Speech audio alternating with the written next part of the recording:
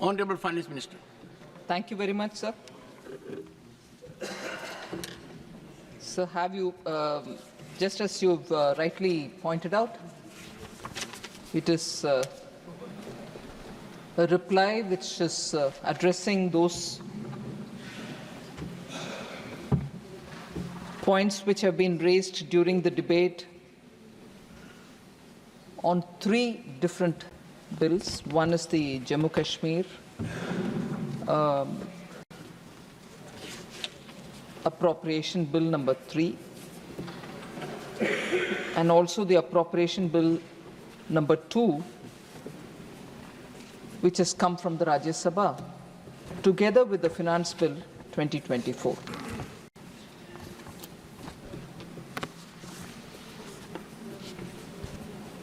So the Appropriation Bill of the Union Government and also of the Union Territory has been discussed since yesterday. I will respond to individual members who have raised their views on the subject. But broadly, keeping in line with the vote on account budget which was passed in February, the budget of 2024, presented on July 23rd, 2024, highlights and continues the feature that capital expenditure will be sustained, as was indicated earlier, at 11.11 lakh crores. And this will include 1.50 lakh crores, which will be given as capital assistance for the states, financial assistance to the states for capital expenditure, which is interest-free for 50 years. So actually 11 lakh crore itself is a big number, but if we look at the effective capital expenditure, that is, when our capital expenditure and also the money given to the state as grant and aid for creating capital assets, in our accounts it doesn't get counted as capital, whereas in the states it gets counted as capital. So if I were to look at both the capital assets, therefore, effective capital expenditure can be pegged at 15.02 lakh crores or 18% over 23-24. So we are continuously, since after COVID, emphasizing and spending higher and higher amounts in capital expenditure, partly answers the questions which was raised by Jairam Ramesh later. I have 4 issues, you answer on them. One of this, he probably implicitly agreed that this is one engine which is anyway happening. But that engine is happening in full throttle. And as a result of which, it has a bearing on the private investment, on consumption, and in a way also helps in pumping exports. So this one big engine consistently between 2020 and today, increasing more and more amounts, actual growth between one year and the other is also on a higher graph. So it is important that we've recognized that in an economy which is COVID affected, and that in an economy which requires to stand on its own, considering the global challenges which are mounting each year. Since after COVID, you had one war, then a second war, and both the wars have not abated. Then you have a problem in the Red Sea. Then you also have a problem of the global currency markets, and also the Japanese carry trade business, which has affected the trust in the global markets and so on. All of this are growing in the number of challenges that India has to face. We can always say global challenge and leave it at that. But each one of the challenge has an impact on India. And despite that, since after COVID, with this emphasis given on capital expenditure, whose multiplier effect, whose traction is so much in the economy, which is an established theory that you spend on capital and you reap the benefit of sustained growth. Whereas if you spend on revenue, you don't get that kind of a return. That is what is the multiplier effect, and that multiplier effect has sustained India as a fastest growing economy continuously since after COVID. And we shall be the fastest growing economy even this year, and that's not just me saying, global observers have said. So this route that Prime Minister Modi has clearly identified has one of the very tested, fine route for countries like India is standing by us in not only meeting domestic challenge of reviving the economy after COVID, but meeting the global increasing number of challenges. So I want to clearly place emphasis on this. And in that, we are not doing it all on our own. We are making states also take up capital expenditure by giving them interest-free 50-year loans, which eventually will be treated probably as grants only. So states are now being able to strengthen their capital expenditure, and many states are completing long-pending projects or taking up newer projects, as a result of which economy around it is getting enough traction. So I want to, while saying that, I also want to clearly put on record that the total resources proposed for transfer to states in 24-25 is estimated to be 22.91 lakh crores. It entails an increase of about 2.49 lakh crores over 23-24.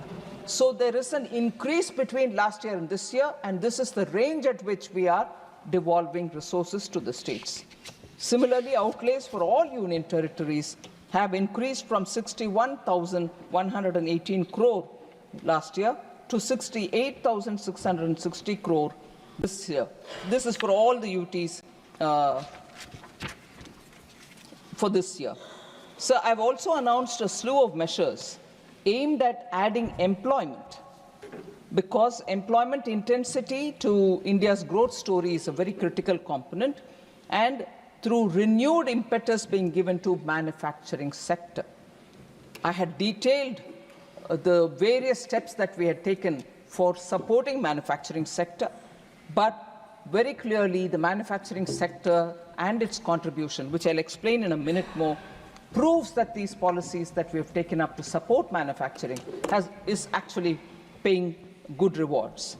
So overall, the aim is at boosting domestic employment opportunities, ensuring high and sustainable growth in India's share to the global GDP over the next 5 years. There were a lot of concerns expressed even when we were discussing the budget speech, general discussions, about have you cut down on resources being given to the social sector?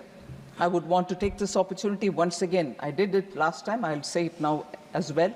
I seek your permission for it, sir. Agriculture and allied sectors.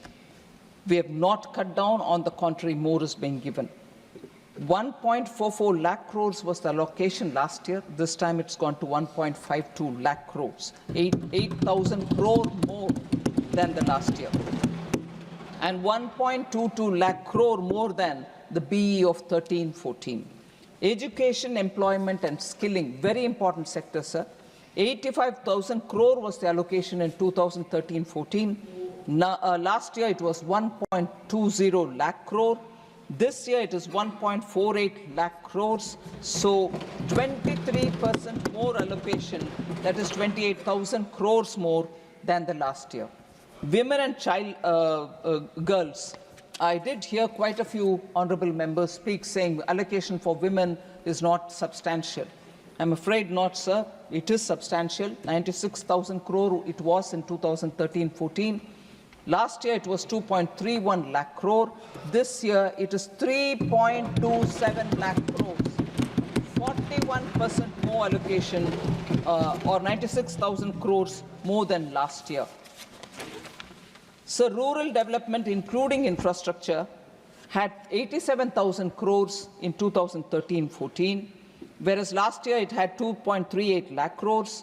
This year it is 2.66 lakh crore, 11.7% more allocation, that is 28,000 crore more than the last year. Urban development, sir, which is important for many of the cities which expect to grow because the population is also growing in them. 12,000 crores was the amount in 2013-14. In 23-24, 76,000 crore. Now it has gone up to 83,000 crore, 7,000 crore more than the last year. Health and social welfare, sir, on which a lot of members have expressed concern, 72,000 crores it was in 2013-14. It was in the last year 1.43 lakh crores. Now it's gone to 1.46 lakh crore, 3,000 crore more than last year. So in a nutshell, the union budget this year balances several overriding imperatives: growth, employment, welfare spending, capital investments, and fiscal consolidation. We've tried to balance all these without compromising on any one sector, and I'm glad to say, eventually, even on fiscal consolidation, we've kept our word up, the word given in 21, that there will be a glide path for fiscal deficit management, and that has been kept up. We have kept the word, and therefore, the balancing of these very... Honourable members, it is now 6 p.m. If the House so agrees, we may sit beyond 6 p.m. today till disposal of the appropriation bills and the Finance Bill number 2, Bill 2024, and special mentions. Do I have leave of the House to extend the sitting beyond 6 p.m.? Honourable Finance Minister, please continue. Thank you, sir. So we've tried balancing all these overriding imperatives, and I think if honourable members would recognize that given our constraints, we have tried maintaining the balance, and we've, I would think, succeeded in maintaining that balance. Sir, the creation of the internship opportunities that we've brought in for first-time job seekers and the skill development, I would think very critical this year, leading towards the first few steps leading towards Vikasit Bharat in 2047. Sir, augmentation of the social sector spending with a thrust on human development and comprehensive social security, particularly for the disadvantaged sections of our society, is something which I'll again draw your attention. So the two guiding principles, if I can summarize it that way, are social inclusivity of people from all strata and equitable development of all regions by adopting a whole-of-nation approach. And that is what I think would address the high aspirations and expectation of our people. So if I can quickly summarize on the budget for Jammu and Kashmir, sir, the important point which I would place on record, which people who have gone through the budget will realize, that the fiscal health of the state is coming on the groove from where it was earlier. It required a lot of management by the administration. We have definitely taken the burden of managing the state police's expenditure, and substantial financial support for a state of 17,000 crore in this budget has been extended. As a result of these kind of steps that we've taken, sitting with the UT Jammu Kashmir authorities, I can tell you that the fiscal deficit of the GSDP is estimated to fall to about 3% in 24-25, which is remarkable, I would think, and I would appreciate the officials who are managing the economy in J&K to have completely removed the legacy problems that they had and to get the economy on course. I think they have done remarkable, very detailed, going to detail kind of a work, and J&K administration therefore requires one word of appreciation from this august House.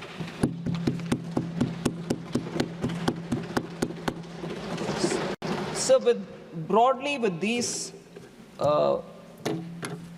summary remarks on the appropriation bill and also Jammu and Kashmir, I would like to come to the first section of responding to honourable members who've spoken on the J&K appropriation and also on the appropriation bill of our budget this year, before I talk on the finance bill related observations of honourable members. Sir, Honourable Member Digvijay Singh had raised quite a few concerns. I can't see him here, but the issues that he raised quite a few points. Largely, I thought were coming from the political interpretation of what he sees through the budget process, but three of which I want to respond to, sir. First of all, he seemed to be impressed by the global hunger index. It is, and I've said this in this House earlier, also in the Lok Sabha, it's a flawed index. Their calculation is completely inexplicable. They can't stand up and say why it is so for some countries, why it is slightly different for some other countries. If I would just lay the examples before you and therefore say why I am questioning it as a flawed index, that will explain enough to answer Honourable Member Digvijay Singh. So conflict-ridden countries like Sudan, Malawi, Burkina Faso, and Mali are all higher than us in the index. Pakistan too is higher than us in the index. Nothing wrong with countries being above us if they have to be there, and I don't grudge it. But then they are higher than us, knowing very well the economies there have serious basic problems. The index does not explain as to how these countries are higher. And when we say we've taken care of feeding the poorest of the poor and not getting into the numbers because they would say, oh, 80 crore of your people are poor. I'm not getting into that. But ensuring that nobody remains hungry, we have ensured distributing grains for 80 crore people since 2020. And it seems that the global hunger index has not taken that on board. Whereas when people are standing, the poorest of poor people are standing for corn and starch flour in Mali, in queues, and also for atta in Pakistan, that economy seems to be defeating global hunger index lower rankings and going up, whereas we are put somewhere below. So I would want to highlight to Honourable Member Digvijay Singh that you please question based on studies that you do in this country, and we are willing to answer, but this index is flawed. The global hunger index is flawed. Now, the recent report, National Family Health Survey, that is 2019-2021, the nutrition indicators for children under 5-year-old have improved compared with NFHS 4. This is NFHS 5 that we are talking about. NFHS 4, which was the period to which it relates is 2015-16, whereas this one that I'm talking about is 2019-21. Stunting has reduced from 38.4% to 35.5% in India. Wasting among children, wasting has reduced from 21.0% to 19.3%. Underweight prevalence has reduced from 35.8% to 32.1%. These are very, very riveted numbers, which if we have to remove and bring them lower, a lot of effort is required. These are very, very entrenched numbers. But now these numbers are showing that there is a clear sign of coming down. It is because of nutrition reaching these families, and therefore this hunger index has got to be reviewed, and I wouldn't want Honourable Member Digvijay Singh to rely so much on a flawed index. Sir, the next issue that he also highlighted was net financial household savings are lowest.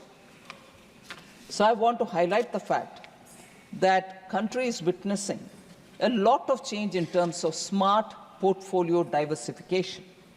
Small savings are also finding portfolios which are giving them better returns. So they may not be sitting in a post office, or they may not be sitting in a public sector bank, a savings account, or small-time fixed deposit. They are finding different portfolios which are giving us probably better returns. Every individual decides for themselves. They are also investing in property and property improvements. So they may be living in a small house which has a bedroom and a kitchen and so on. Now they are investing in making one more additional room to their houses. So money is going not into the deposit, sometimes it is going for asset creation. Those don't get counted at all.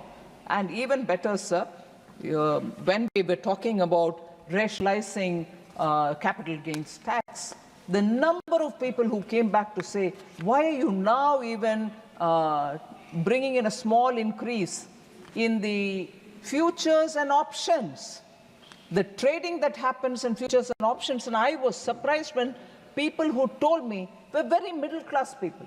I said, futures and options? You'd expect people who have that kind of a disposable income to trade in futures and options. But people have become smarter. They are able to make sense of it. They're better informed, even probably to put money there and get smaller returns for themselves. And therefore today, small saving is alone not the portfolio. People have found different portfolios which are helping them.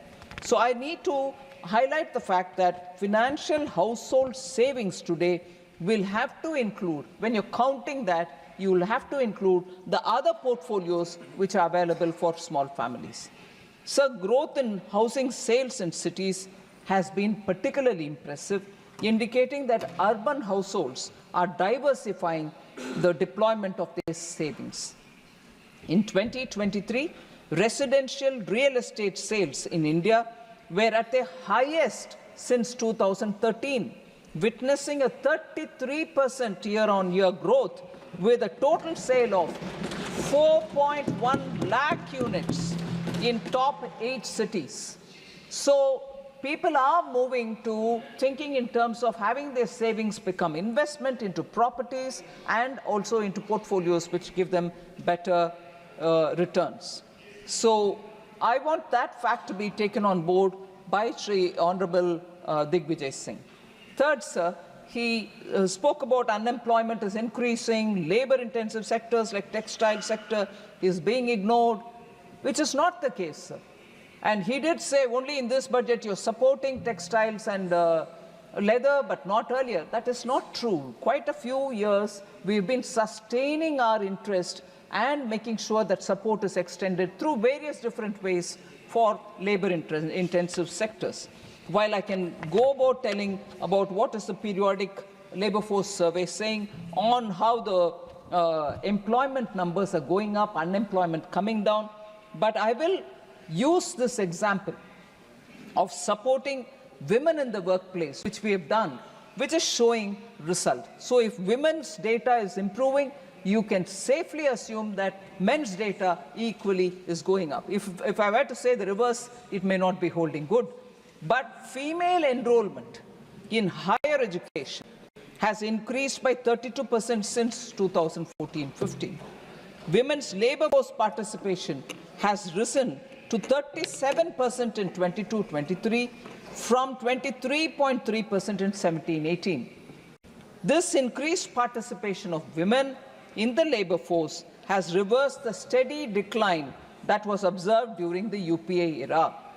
To sustain this momentum, this budget has allocated more than 3 lakh crores to schemes benefiting women and girls.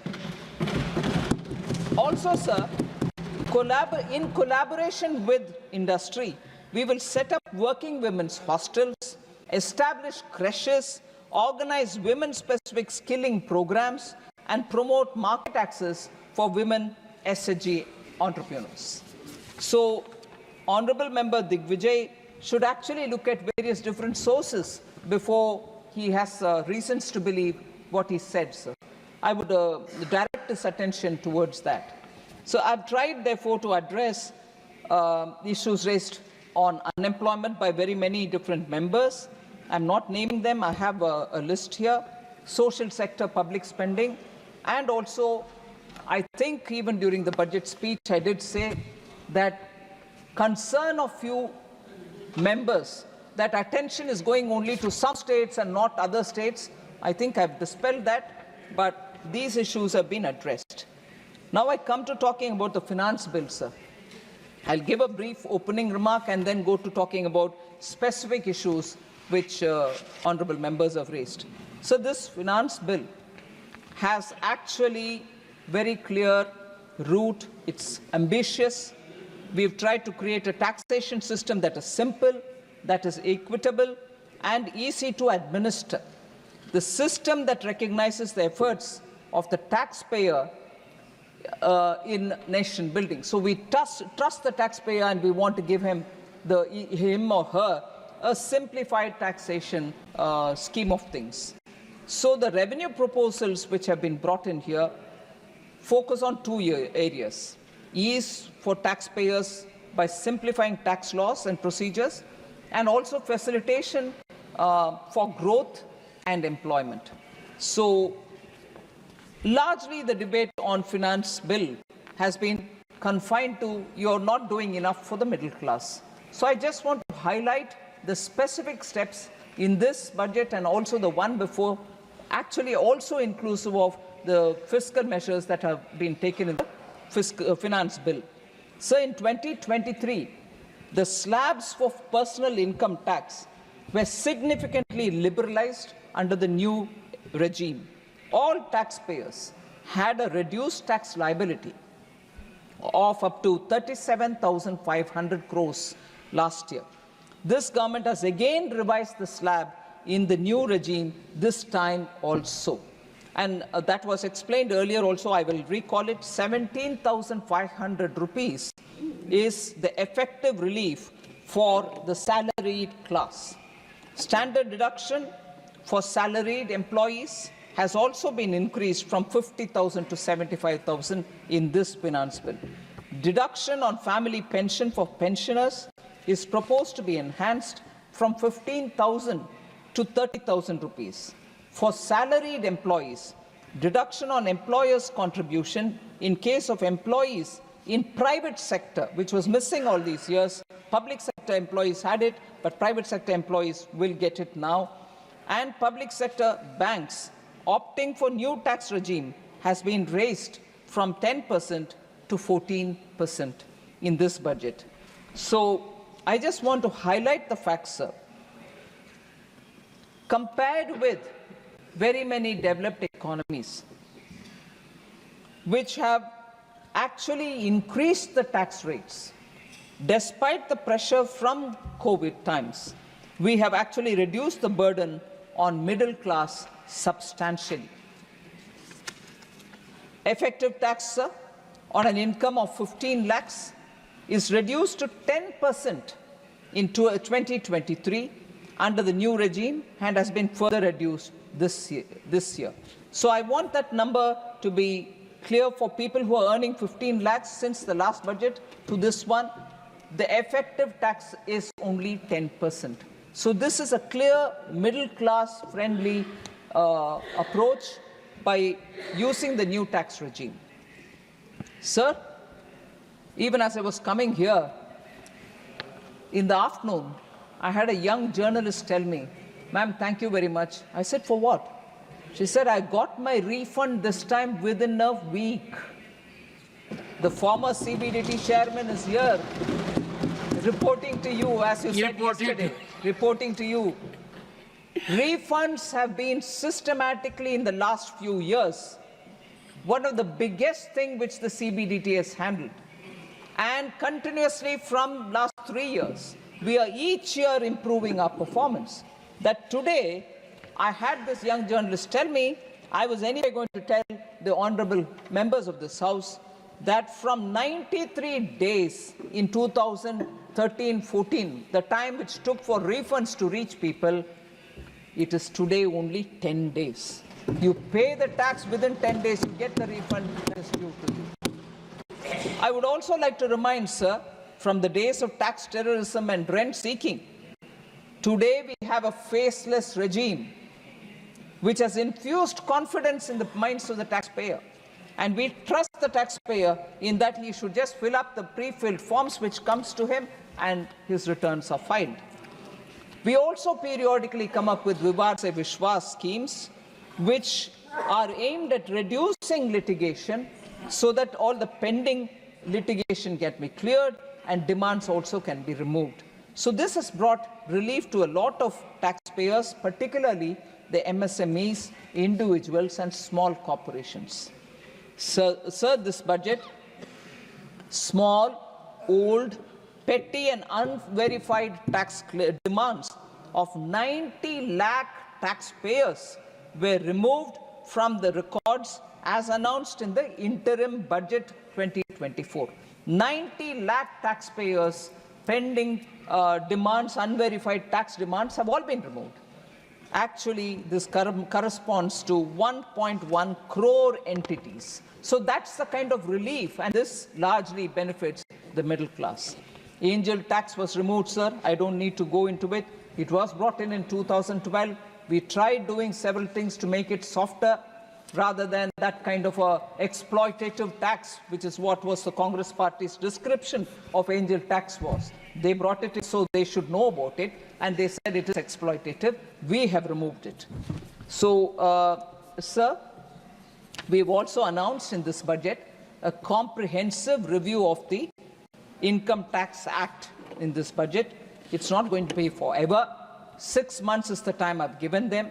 Within 6 months, we should have a simplified version, which after due consideration will obviously be brought to this House and members will be briefed on it and their approval will be sought. Sir, a monetary limit for filing appeals related to direct taxes have also been enhanced so that small amounts, small demands are not getting too frequently going on appeals. So whether you're going in front of the tax tribunal, high courts or Supreme Court, the amounts have been enhanced. 60 lakh is the amount now, which was earlier 50 lakhs for the tax tribunals, 2 crore for the High Court now, earlier it was 1 crore, and 5 crores to the Supreme Court, earlier it was 2 crores respectively. So this will, I hope, reduce litigation and promote ease of doing business. Sir, there are also one very good news I want to say.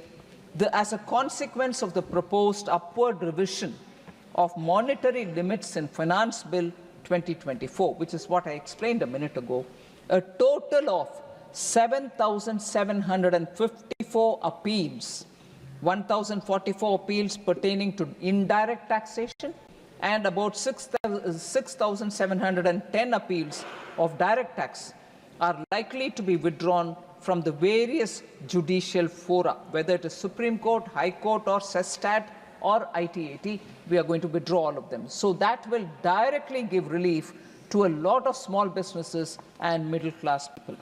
This is about direct taxation, sir. Just quick 2 points on the indirect taxation. On the customs side, we aim to boost domestic production and enhance export competitiveness by reducing duties on raw materials, inputs particularly for the labor-intensive sectors, so that their products can become cost-effective. Rate cuts on certain inputs for labor-intensive industries, such as leather and textile sector, is also noteworthy, sir. Exemption and reduction on 27 critical minerals, such as lithium, cobalt, etc., have been brought in because we want to strengthen our strategic autonomy. Duty rate cuts on precious metals. That was also one of the questions which some honorable members said, why do you want to cut duty on platinum and whereas you're increasing it elsewhere? We're not increasing anywhere. But platinum we had to because it is part of the gems and jewelry trade, which is of a big export earning. So it is not just the platinum, but because it moves along with precious metals, we had to deal with platinum this time. So bringing it down is along with gold, because normally because of certain blending of precious metals, platinum also goes with that basket of precious metals. So on the capital gains, I think much has been said, much has been heard. I just want to say one line. We did receive a lot of representations post our budget, which was presented on 23rd July. particularly for long-term capital gains without indexation, which is what we've brought in at 12.5%. But then, having heard a lot of inputs which have come from people, we have brought in a government amendment and changed that. So the current tax proposal for land and building assets acquired by individuals and HUF before 23rd July 2024, it stipulates that in the case of transfer of a long-term capital asset, being land or building or both, by an individual or HUF, which is acquired before 23rd July 2024, the taxpayer can compute his taxes under the new scheme, that is 12.5% without indexation, and old scheme 20% with indexation, and pay such tax which is lower of the two. So we are giving the option to the taxpayer. You try working out the numbers through this scheme without indexation, 12.5%, or you go through with indexation at 20% and see which is going to give you the lower rate, and do pay your tax only on the lower rate. So we have given that option to the SSC, and I think this is a very progressive, looking forward kind of a approach in dealing with the inputs which we have received from people. This ensures, sir, that no one faces additional tax burden due to this change. Furthermore, rollover benefits remain unchanged from the earlier provisions. What is rollover benefit? Rollover benefits allows taxpayers to defer the payment of capital gains tax by reinvesting the proceeds from the sale of an asset into another specified asset within a specific time frame. Whether it's another 1 or 2, he can invest, and up to 10 crores that is entertained. So that rollover facility again softens the attempt of tax, the long-term capital gains tax on the middle class. This means homeowners have an option to reinvest their proceeds up to 10 crores in another property without paying the long-term capital gains tax with specified conditions under Section 54. So I'll now come to the much talked about health insurance, the GST on it. I did mention in detail in the Lok Sabha when I spoke about it, but I will say it for the honourable members who have raised it in this August House as well.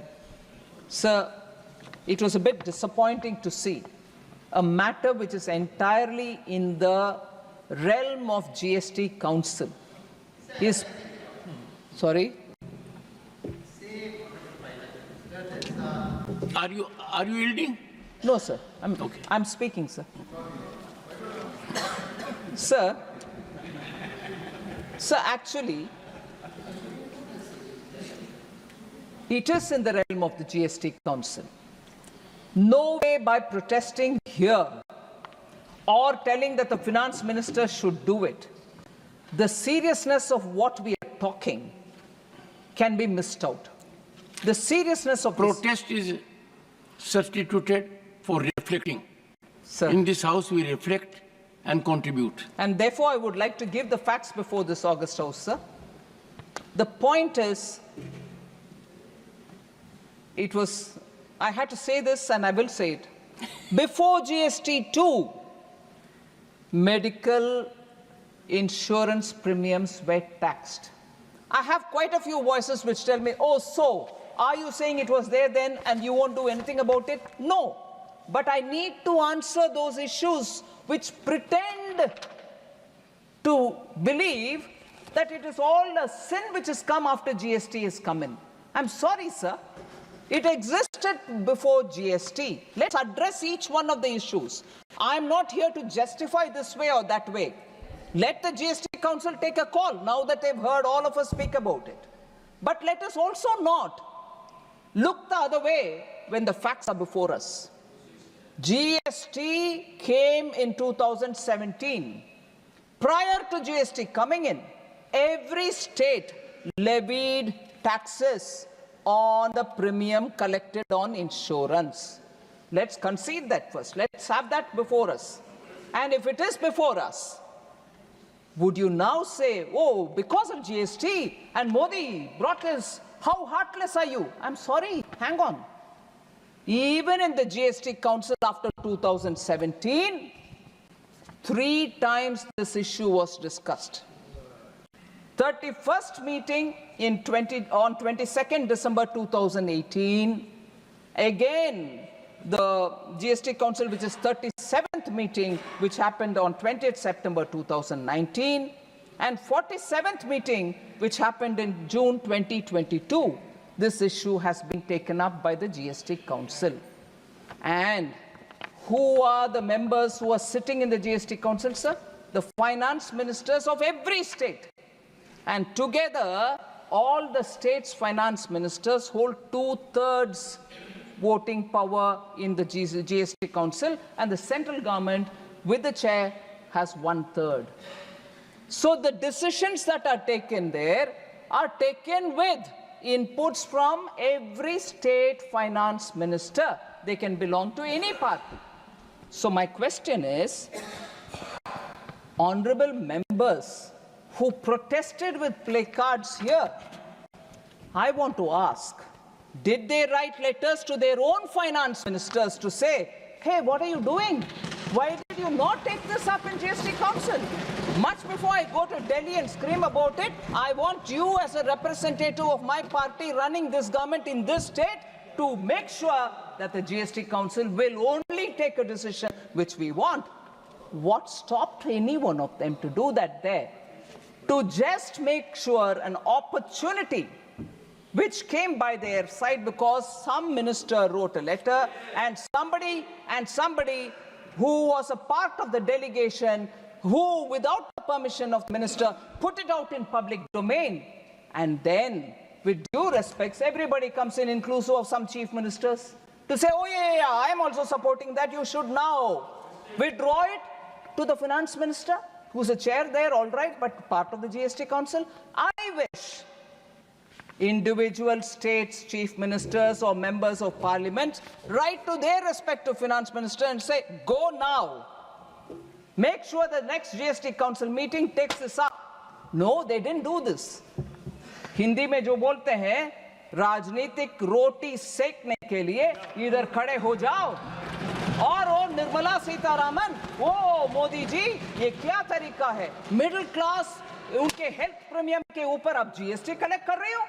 ऊपर से 25,000 crores. With your permission, I'll hear all of them once I finish this. Okay. आधा अधूरा नहीं चाहिए. I'll seek your permission, sir. Sir. If not all, those who are willing to make contribution. Otherwise, you have to hear all of them. I leave it to you, sir. Okay. Sir, then there was this whole report which was based on some kind of a parliament reply or RTI or whatever, which got carried in a newspaper also. 24,529 crores have been collected. GST was collected on medical insurance. 24,000. The center pocketed it, was the headline of that news. 24,000? 24,529 crores were collected as medical insurance premium. And this is pocketed by the center. Even today, honorable members, when they spoke, they said, this is daylight robbery. I heard 3 honorable members say, daylight robbery. I want, with due respects, to submit, sir. We may agree with a particular taxation. We may agree with a particular rate in a particular taxation which has been on a particular item, or we may not agree. But that is a constitutional body, as much as the parliament here. They have, in their wisdom, taken a call. We may agree, we may not agree, we may go and say, no, this is wrong, you will reconsider. But to call it daylight robbery, sir, in which their own finance ministers are sitting, sir, and with their signature it has been cleared, sir. Daylight robbery, constitutionally formed GST Council में daylight robbery हो रही है, sir. और वो बात इस सदन में बोला जा रहा है. I'm sorry, we need to look at what is going on. Sir, 24,529 crores have been collected. All right. 50% goes straight away to the states. The rest 50% comes to us. And the rest 50% may say, again 41% goes to the states. So, if I have to bring it down simplistically, if 100 rupees is collected, first 50 rupees goes off to the states. Mera hissa another 50%. Usme se be 41% is given, meaning some 21 rupees 09 whatever, let us say, round it to 21 only, if not 22. 50 plus 21, 71 rupees आपके हाथ में रखे हुए किधर बात कर रही हो? मोदी सेंटर 24,000 ले लिया आपने medical insurance. Let us have some, I don't know if I'm using the right word, सबर रखें, right? थोड़ा सबर रखें जी, अध्ययन करो जी, उसके बाद का बात करो जी, मैं जवाब देती हूँ. अरे आकाश में से उड़ा दे नंबर. और जीएसटी का एलोकेशन किस तरीके से होता है इसको समझना चाहिए. सीधा इधर आपके ही फाइनेंस मिनिस्टर को बाईपास करते हुए पूरा पार्लियामेंट के ऊपर हमला. Parliament cannot bypass GST Council and say, oh, acha. They also, then some people come saying, bring in this finance bill an amendment that this 18% will be brought down. Constitutional impropriety. There is a GST Council. उनका निर्णय करने वाले उस subject के ऊपर आप इधर करने के लिए आ रहे हो भाई. प्लीज थोड़ा प्रोसेस समझ लें.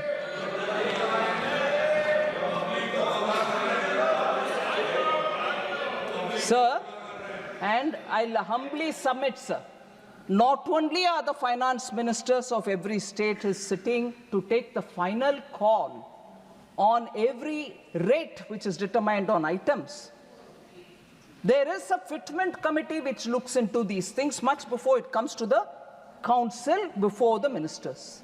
The fitment committee is not made up of anybody which we choose. They are officers. It's full of officers. But every state is represented in one way or the other, sometimes some states, some others.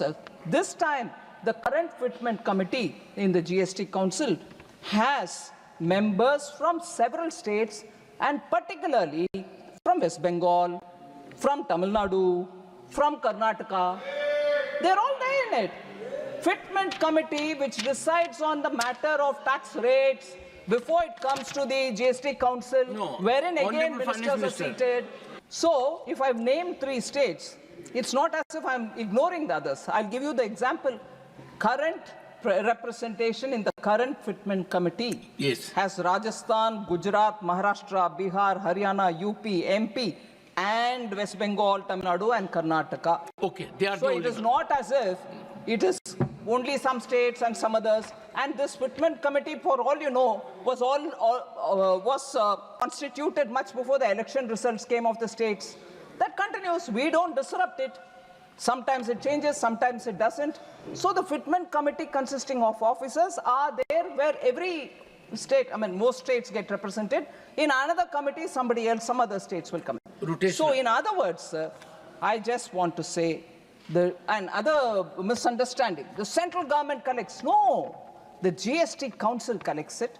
Immediately the amounts are disbursed, and the rest of the amount is according to the tax devolution it goes. So that is the thing about medical insurance GST. Sir, Member Tanka, who opened the speech, Vivek Tanka, spoke about railway budget, and since after it was merged, that nostalgia of a railway budget, I can understand that. But I want to give the data for Vivek Tanka's notice that since after the subsuming of the railway budget into the main budget, allocations have not suffered. In fact, it's gone up. 2017-18, sir, post the merger, the actual expenditure budget, the capital separately, is 43,417.55. in 2017-18 crores, 52,837 crores in 18-19.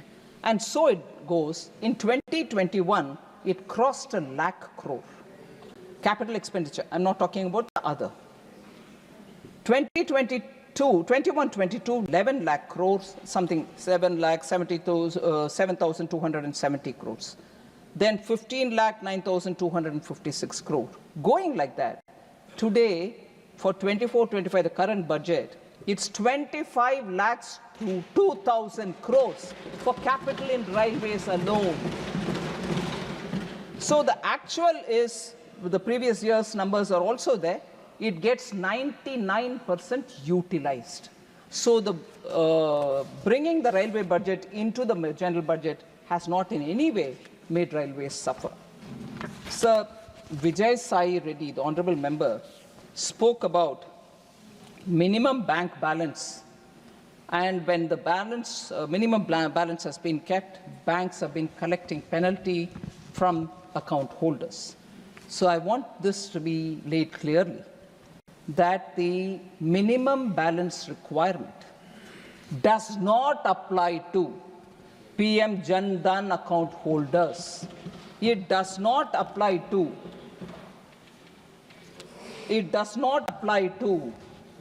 minimum basic savings bank deposit that people hold. Jan Dhan account or the basic savings bank deposit. Both of them do not have any basic minimum balance requirement. So if they didn't have, no penalties are levied on them. No charges are applied for non-maintenance of minimum balance by the Jan Dhan accounts. In addition, banks also open basic savings bank deposit accounts where no charges are levied for opening of accounts, and in these accounts also no minimum balance is required to be maintained. Let's be clear. So not small account holders are being penalized for not having minimum balance. That should be clear. There are around 65 crore the basic savings bank account holders in this country, including of 52 crore Jan Dhan accounts. So none of them are, 65 crores are not being touched for penalizing you didn't have minimum balance in the account. So in addition to this, the minimum, the Jan Dhan account holders are also given accident insurance of 2 lakh rupees and also a RuPay card with no additional charge for the RuPay card. Overdraft facility of about 10,000 rupees is also extended to them. Not only are we not penalizing them for not having a minimum balance, but we also give them this facility. So for other types of saving accounts, of course, the banks will decide based on what their boards approve. So they are not the basic accounts, they are not the Jan Dhan accounts. So I just want to highlight it, but for whoever they collect this minimum charge breaching, meaning you didn't have a minimum balance and therefore I'm penalizing you, information on minimum balance requirement is intimated upfront to the account holder. So it's not as if I can open a non-PM Jan Dhan account, a non-basic whatever account, and then say you didn't tell me but you're collecting minimum. No. Upfront, I'm told your minimum balance requirement is this. You'll have to maintain it. If you don't, we'll penalize you. It is said upfront by the banks. The largest public sector bank, sir, State Bank of India, as per its board approved policy, does not apply any minimum balance charges at all. So let's put this in perspective. So then, Honorable Member Shakti Singh Gohil ji had raised this issue about you increase customs on plastic used by common citizens. On the other hand, you reduce customs duty on platinum. On platinum, I've explained as to why the duty was reduced. But I want to highlight the fact that it is not on plastic that we have raised the custom duty. It's not plastic.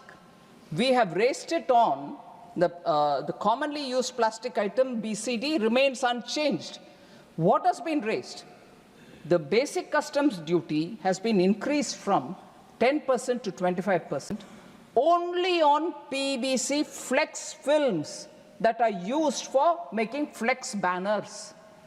Flex banners are made with flex PVC films. Only that has been, the BCD has been increased. Why did we do that, sir? In fact, many states have already banned it. Andhra Pradesh and Maharashtra have already banned the use of PVC flex. PVC flex banners, sir, are non-biodegradable, and they are prone to leaching of PVC into the soil or water, and therefore they release toxic fumes. This we didn't want, and therefore we've raised only on that film, PVC film, which is used for flex. I've explained as to why platinum benefits from a duty decrease. Vijay Sai Reddy also, honorable member, also spoke about the STT rates and reminded that if you had capital gains, there was a promise given once, long time ago when it was introduced, that STT will be now there for some time, but if capital gains is there, STT need not be there. But today, we have kept it there because, one, we are able to trace people who are big ticket spending. It helps in tracking, and it also helps in widening the tax base. Because once you've levied a TDS or a particular tax, then when the opportunity comes to file your return, you'll anyway adjust this and file it. It's not an additional tax. But when you do this, you are able to bring people who are spending bigger amounts into the tax net. And that's why it continues. It's not for revenue consideration so much.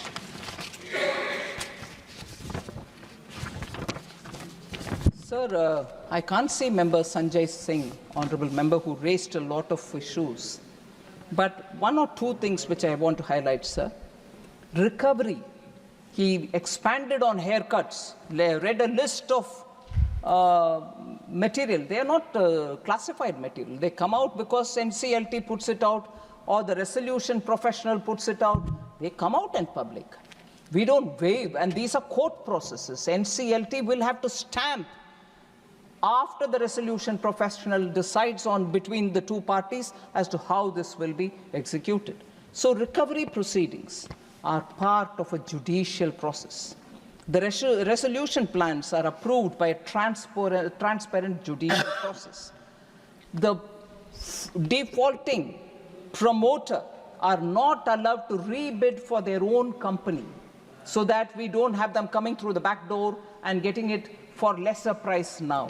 These are all preventing wrong business practices. So I would like to highlight that all the details of the various cases are already available in the IBBI portal.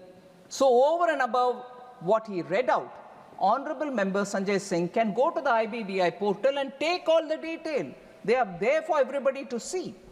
IBC actually has brought in a very big shift, paradigm shift, in the debtor-creditor relationship, sir, and it provides for a streamlined one-stop solution for resolving insolvencies, keeping in mind the spirit of IBC, which this Parliament has passed, is not take company towards liquidation, keeping them as going concerns. So when you're doing that, the resolution professional arrives at a number which is going to be helping that institution to run. And let me also say, sir, most of all these are a result of what happened through the phone banking. And we are trying to come and solve these problems so that banks which suffered, the twin balance sheet problem, which was all there between 2013-14, and to an extent even in 15, people telling us, twin balance. Sorry, sir. I gave you a good relief. When companies are on the verge of collapse, and an IBC process brings in a resolution professional and decides the worth of the company and then puts it out for bidding or calls for tenders for the company to be taken over, the existing defaulting promoters never given a chance. After which, there are processes, like for instance, banks nowadays go through the process of giving the bad debt with a proper standard operating procedure to a company. The the name is slipping me, sir. It's a company which takes over the bad debt, gives them a paper, and after, when it is all sorted out, it is put out of sale, then the bank gets the rest of its due and its account. Till then, if it hadn't happened in a RCL process, if it hadn't happened, the banks would every year have to put money in the name of provisioning till such a time that money is collected. So this myth that is being created, waiving off, writing off, no, it is a process through which banks and the burden that the banks have, burden that the banks have to provide for it, will now be actually given away to the NRCL, and NARCL then takes over that company, restores it to some order, and finds a buyer. Then the money is paid back to these companies. If this is not happening, and it is actually going in the name of liquidation, then the professional sits and sorts it out, gets the NCLT to review it, and stamps the amount which has been agreed. So there is no role of the government here. It is a court process. So I want, there are studies done by IIM Ahmedabad, which has looked at 3 years of post-resolution. Their average sales rose by 76%. Employee count recovered, and nearly pre-bankruptcy levels have been reached by most of these companies which were given off like that. Average total assets rose to about 50%, and capital expenditure has increased to 130%. So the resolution that he's talking about, and claiming all this is a huge haircut, I want to please ask honourable member to study what cost this. Then he'll know whether with this resolution we are doing a better thing, or if he had left it high and dry, whether the value of these companies would have been ever realized, or they all would have become junk in a junkyard. What is going to help the economy? We need to understand that. But coming from Honourable Member Sanjay Singh, I am unable to resist the temptation, and therefore I will have to say, here's an Honourable Member of Parliament who's saying this. I'm not even talking about the present situation in his party, but before they won the election. And I say this with a sense of responsibility and a pain in my heart. Didn't they say they had a sack full of evidence against that former Delhi chief minister, a lady chief minister? A sack full of evidence. We can send her to the jail. That much material I have on her corruption. I want to ask, where is that sack now? Where is that sack full of evidence? It was all false claims. They went on speaking about it and somehow distracted the minds of the people. Today, they are talking about those companies for whom resolution is being made possible so that the economy can benefit. I don't know whether the sack full of evidence was evidence at all. Assume they were evidence. Why are you not using it now? And this party, which Honorable Sanjay Singh represents, didn't do any of that, gave false promises. If anything, I would like to ask him, it's an allegation which is now in the court. How much loss has the Delhi's government exchequer has faced because of the faulty liquor policy? It is a matter of the court. But I'm asking, you're worried about the haircut? You're worried about how much government of India and the public money is being lost because of the haircut? I'm asking, how much did Delhi government lose because of your faulty policy, liquor policy? So when this is there before honourable member, I would want him to have some kind of a discretion to understand what exactly is going on. Sir, finally, there's been this point about this cancer medicine, about which, of course, even the first speaker, Vivekji's mentioned. But Harish Biran of the IU, you raised the point about the cancer drugs should be made custom duty-free, and all cancer-related machines should also be exempted. I want to say, sir, our approach since 2021 has been that we progressively relieve all the life-saving drugs and medicines which are particularly imported for personal use. We've already exempted all of them. And there are many more steps taken. That particular name, I remember, Zolzeng Ma and Wiltip So, have been the spinal muscular atrophy, about which Honorable Member Vivek Tanka spoke, have all been now removed from the burden of customs duty, sir. So I suppose with that, I would have addressed most of the issues, except for the 4 questions of Jairam Ramesh, sir. The 4 engines, about which 1 engine I had already spoken.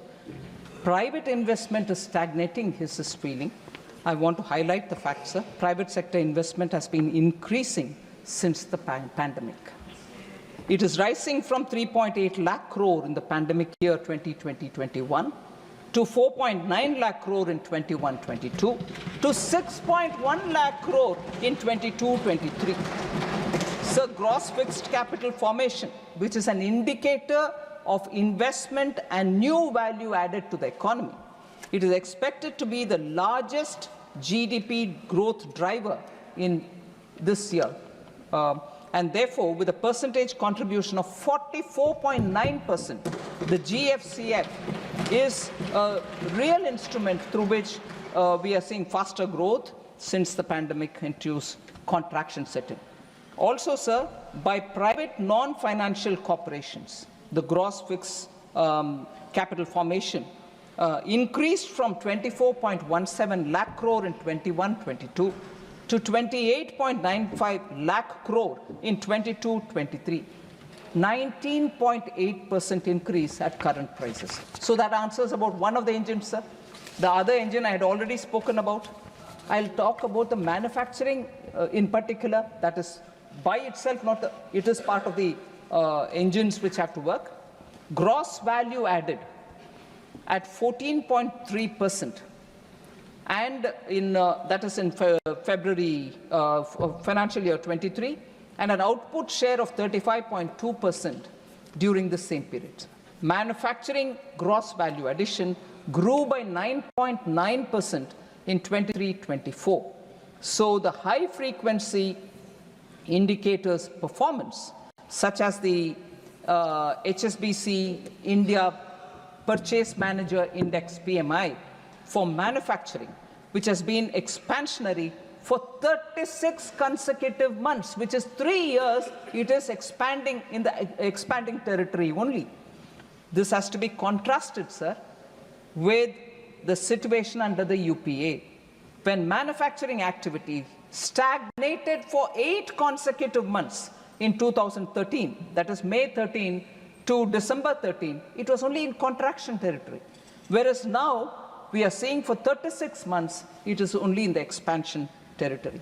And it is therefore no surprise, sir, that in the budget speech, interim budget speech of 2014-15, the year when elections happened and the regime was changed, meaning government was changed, the finance minister then had said, and I quote, "Manufacturing is the Achilles heel of the Indian economy.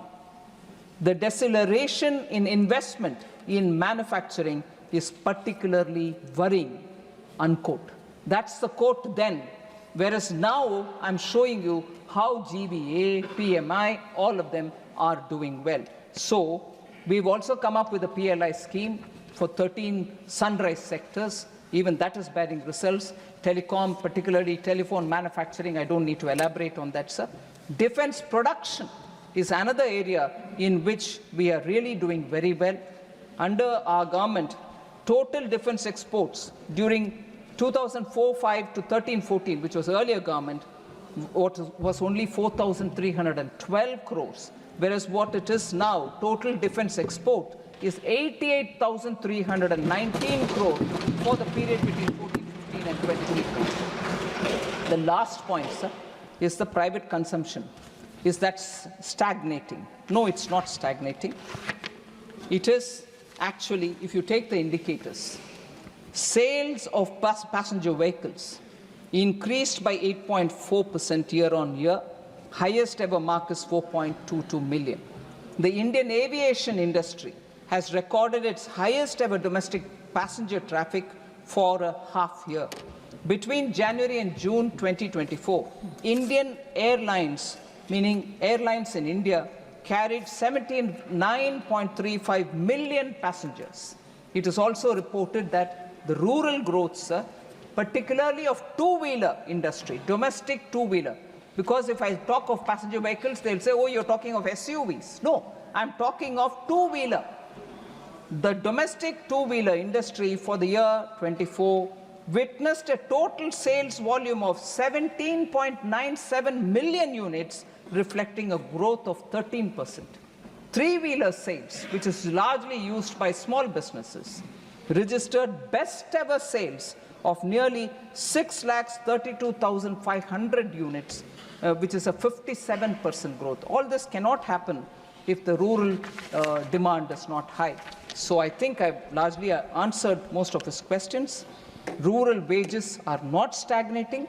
Rural wages rose at about 5% every month year on year, 23-24. Agriculture's wage rates have grown it grew by 7.4% for men and 7.7% for women. So with that, I think, sir, I've answered most of the questions. No, thank you very much.